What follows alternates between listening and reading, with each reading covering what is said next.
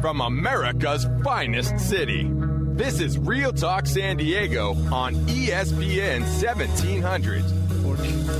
What's happening, gang? You are live back. This is the Secret Stash, and we tracking down some of the coolest local people around town. You guys look pretty cool today. You got the suave coat. We got full coat and tie over here.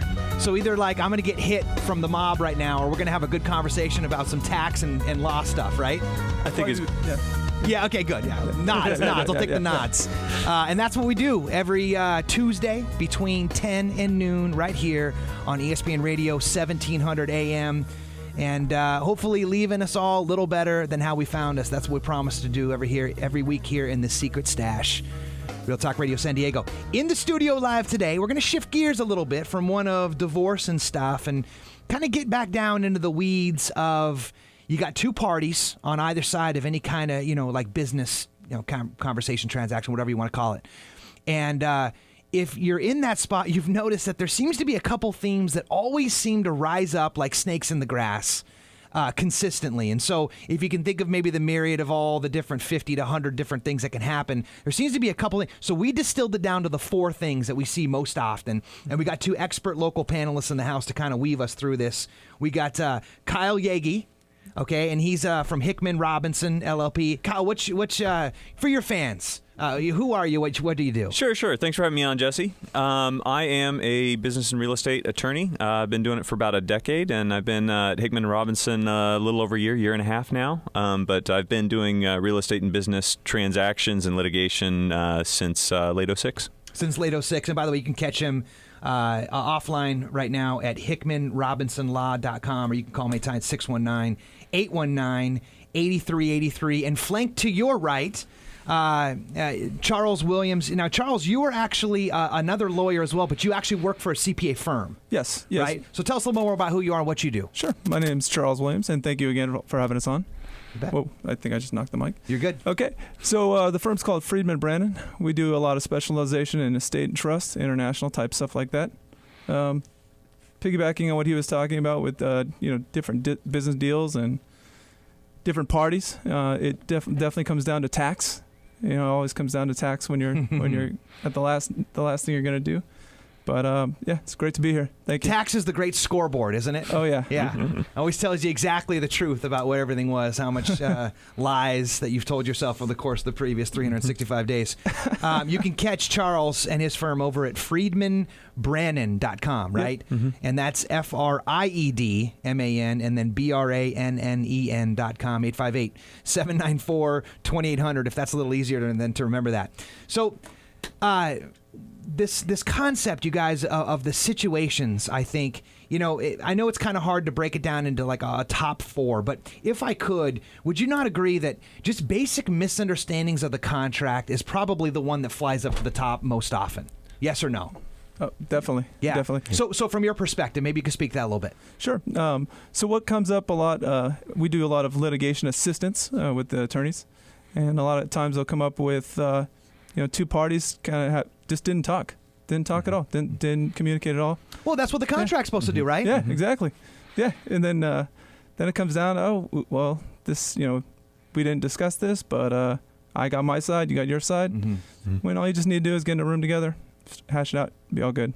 Now, in the context of numbers and stuff, which is really more, I guess, where you would argue your firm has a say or a role in this, like how does that end up playing out where it's, I guess another way of saying it, oftentimes lawyers kind of get involved after the damage has been done, all too often. So if you could swim upstream a little bit, like how would you see that nipped in the bud for what you guys do over at Friedman Brannen?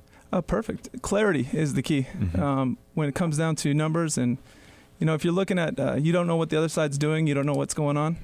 If you could just see the numbers, okay, I see that, our income stream was really, the gross income of $1 million. Not the 5 million or 10 million that I think that, that somebody else has been telling me. And I just use that in like a royalty setting. So, you get two people together, show them the numbers. Okay, we're good. So, I'm just riffing out loud here, wouldn't that be something that would be sort of germane to the deal itself in the first place, though, as part of like the discovery of getting into a contract in the first place? Fantastic. Actually, yeah, I was going to say, it amazes me because a lot of the transactions that we get in, we come in when everything's falling apart, right. And people get caught up in where they expect to be, and they stop looking at the details of what actually needs to be done to get there. And so is it like a hubris? No. I think it's not a hubris. I think it's you get a little excited. People get excited about, I found somebody that's going to do this thing that's going to get me to where I'm going to go, and they don't bother to look into the details. They don't look under the hood. So we get transactions that people they try to take care of it themselves. They draft the forms themselves or go find a template somewhere online or whatever. And they think that they've got it covered, but they didn't actually think about the details of the transaction. They just put some really vague language in there and go, oh, well, they're going to give me this. Did I just hear you say that they tried to actually draft the contract themselves? Surely you can't be serious. Never happens. Never. Yeah, no, and they do it with all the best intentions. I mean, most of the time it's not about one person trying to screw another. It's just about they both are excited about getting what they think they're going to get out of the other side, and they don't want to get down in those details. They just want to get to tomorrow when they've actually got the thing that they're expecting. Okay, so let's say premise then officially, up into the level of consciousness. Now, gentlemen, in each of your expertise, respectively, what can be done about this? So, let's head these off at the pass based on your experience. Sure. Go ahead, Charles. You actually said something really great in the last segment that I liked that kind of explains what we're talking about now. It's the reptilian mindset. Yeah. You referred to the reptilian mindset, and right. It's fantastic. That's a great description of how people are thinking about, this is how this is going to work, this is how that's going to work. I mean, heading it off at the pass is perfect with communication. Okay, so then how do you coach that then? So I mean, because is it not true, or I could be off on this, but are you involved when the contract is incepted, or do you guys typically get involved after the contract is already incepted and you're sorting through the details? So we do both. We do transactional and litigation work, and so I kind of get to see both sides of it because of that. And answering your question that Charles took a crack at a minute ago, from my perspective, the thing that people need to do the most is actually stop and look at the details of what's going to happen. Don't try to use one broad sentence to say they're going to give me this end goal. You need to specify the things that need to be done and when they need to be done, so that you've got a map. Because that's what the contract is. It's a map. That's. I'm going to give you a point for that one. That's good. It's a map. Yeah, I love that. And so, I mean, whether you're drafting it between yourself and somebody else, or you've got attorneys working with you, you're going to go through the same process. The thing that we help people do is lay out that map in enough detail, with more complex transactions, and there's more steps, greater consequences if it goes wrong.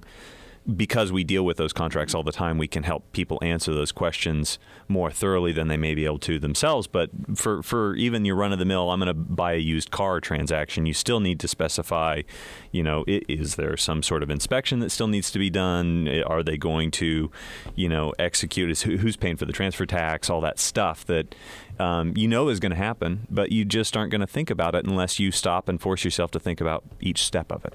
I love that thought. So, and you guys are saying the same thing, which is nice. It's comforting to know that there's at least accord in this little courtroom here with the two lawyers. Charles, you mentioned the way to head that off is through clarity, and then more specifically, the detailing out. Which is, it's not the fun stuff. Would you agree with that, Kyle? It's like, you want to stay at the 30,000 foot level of, I want that thing, and it's no fun to go backwards then, okay, how does that thing actually get got?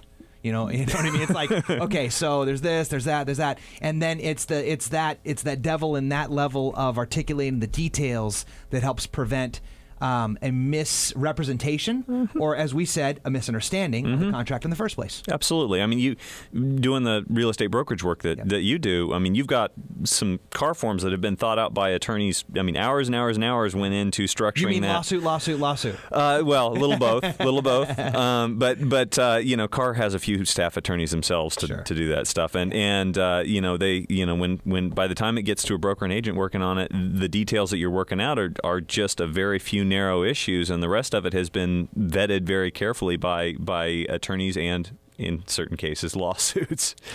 Fair enough. So, gang, coming up, if you are in this space right now, and you might actually already be in a contract or something with some business or some tax-related principles that don't seem to be going well, you're going to want to stick around, because coming up, we're getting into number 2 of the 4 things, the 4 complex business situations made simple, in the studio with Kyle and Charles. Real Talk Radio. We'll be right back.